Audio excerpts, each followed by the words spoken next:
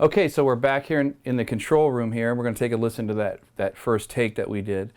And one of the keys for me for this is to get a mix that sounds like I think it might sound at the end of this project, or I would hope that it would sound anyway. This particular piece is a rock-oriented piece, so I'm really going to utilize the room mics. And I hit the room mics with the Empirical Lab Distressor, they're compressors, a stereo pair of those. I hit them pretty hard, maybe 8 or 10 to 1 ratio. And that would create sort of that really ambient, almost like a warehouse type sound out of the room mics. And that would be like the sound of a John Bonham type drum sound or something, where they used a lot of room mics in his drum sound. And so we know that as being sort of a big fat rock drum sound. So the first thing I'm going to do is go through each instrument and make sure that the sound is cool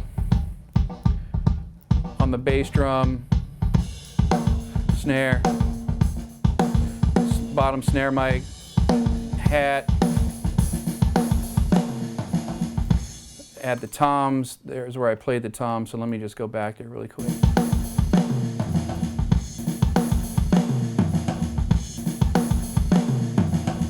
Turn them up a little bit. And the overheads I will just listen to by themselves. Go forward.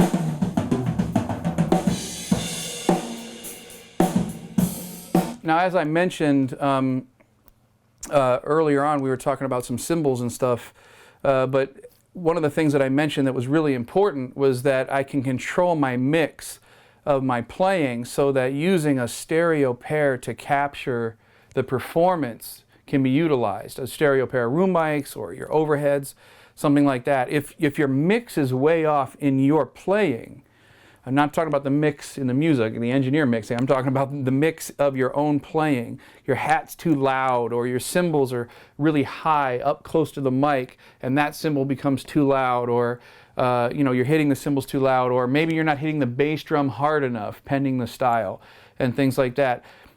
Years ago, I went to a NARAS producers forum that I was involved in. NARAS is the people who do the Grammys, and Phil Ramone was there, the great producer, and I asked him, besides the obvious, why did you use Steve Gadd so much for all these recordings? And one of the things he told me was that Steve had such a beautiful mix in his playing that he could literally just put up a stereo microphone and be done, with the drum sound. And that really stuck with me a lot. And as I started to do records later on, engineers would really talk to me a lot about them wanting to utilize different miking techniques, and having that mix is so, so important. So I can listen to the overhead mic and it sounds like a mixed drum set. It's same with the rooms.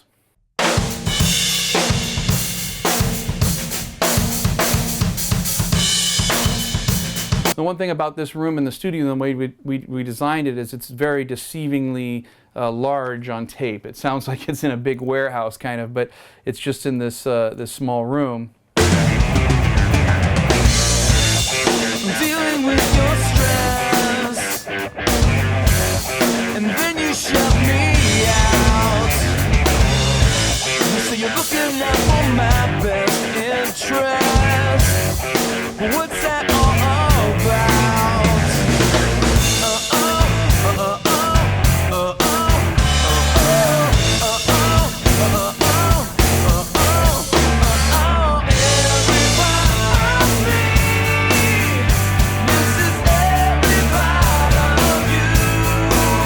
So one of the keys for me when I'm listening to a performance is that obviously I got the part correct. Secondly, that I'm tight with some of the parts that are in the stem that are going to remain for the final. Okay, some things aren't going to remain. Like if I hear a kind of really scratchy guitar stuff, then I don't really worry about being lined up with that stuff. I line up more with myself and with the click, because they're probably going to replace those things. But the key for me is getting the pocket correct, getting the feel and the attitude and the delivery of the performance correct for this particular piece. The reason that they're hiring me is because they're looking for my interpretation, my delivery of their script, right? Like if I was an actor, they give me the script, I deliver the lines. Every actor would deliver it different. If you change the actors in Star Wars, it'd be a completely different movie. It's how these people deliver these things, you know, any movies like that. So I'm taking the script and interpreting it and delivering it, and I want to make sure that that makes sense in my approach and my opinion, and that it feels real good when I'm playing. So what I'd be referencing, without going through the whole song here, is referencing the feel of it, the attitude, the interpretation of what's happening. After I feel pretty good about that, then I would zoom in a little bit closer and start to look at where was I residing technically with the click, to make sure there wasn't any spots that got a little too interpreted. Let's say, you know, if something was a little too far ahead or a little too far behind, where when they go back to re-record something, it might become a challenge for them to try to guess where that's at, you know.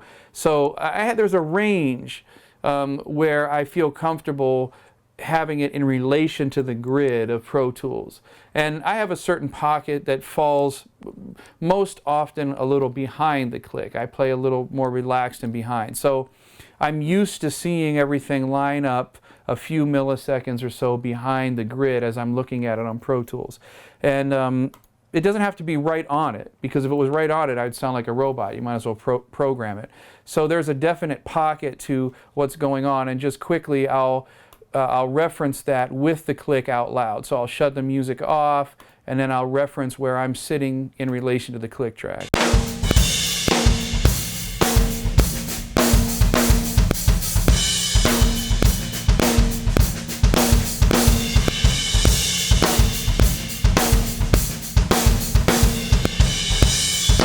Now, you'll see when we listen to this, I'm consistently a little behind the click, but that's purposeful. I'm choosing to be in that position, and the key to it is its consistency. If I'm a little ahead and then on and behind and head and a bit, then it's weaving and it never settles. This particular pocket, I want it to feel real fat. I want it to feel bigger than what it is at this tempo.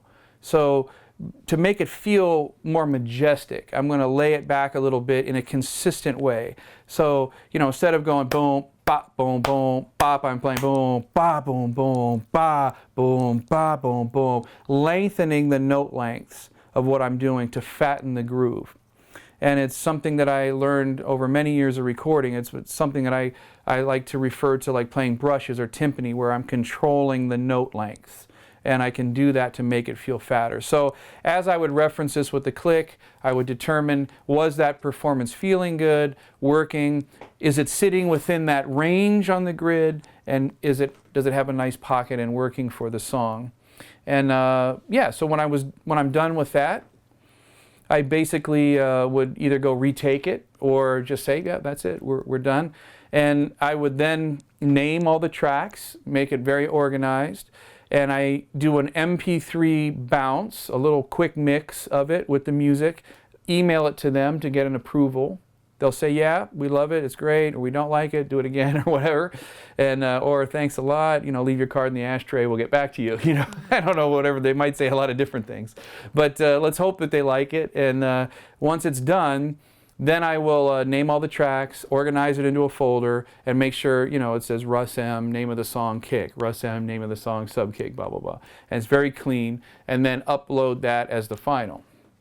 Not before getting paid, but upload that as the final to them. And that would be it. You know, it's a pretty simple process. It can be very quick. We can turn it around very quick, much, much faster than going to a commercial studio. Even having done as many recordings as a lot of us guys have, it still takes a lot of time to take the drums into a studio and get a drum sound and get a headphone mix and then get the song up, then write the chart and blah, blah, blah. So, you know, this is a very quick way of turning things around. And what I've noticed is, especially with movies and television, I do a show that just started in January 2013 called Continuum on the Sci-Fi Network. and turning those around very quick, one cue at a time sometimes. So I got to be able to react quickly and have the correct gear and the correct sound. So here on premises, I keep a whole inventory of world percussion and classical percussion. I have, you know, a couple timpani. I have orchestral bass drums, orchestral crashes, all these things that I might need to do as overdubs. And of course, I have the sound design section of the studio where we do loops and sound design and things. So I might be layering some of these drums with samples at some point to make it colorized or characterized for the piece. I don't know. It just depends on exactly what's going on. But in its simplest form, this would be a remote session where someone hired me to play drums, put it on the server, bring it down, play the drums, set it back, get the money, and go watch the football game.